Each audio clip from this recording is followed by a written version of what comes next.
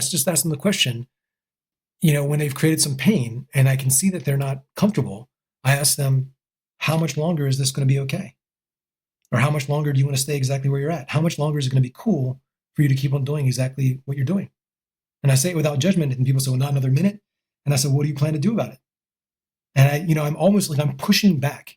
I'm not, most people at that point say, hey, well, here's my fancy, shiny thing. I ask questions that create space. And there's a lot of books talk about this concept. It's high intention, low attachment, HILA, high intention, low attachment. So I'm authentically having a conversation with somebody, but I am guiding them and I am putting them in pain. I am attaching pain to their situation for real, for sure. And also showing them how they can have pleasure by doing something different. And I'll ask them, like, so what do you plan to do about this? And they'll usually say something like, well, that's why I feel, that's why I'm talking to you, or that's why I feel so lucky that you're here today.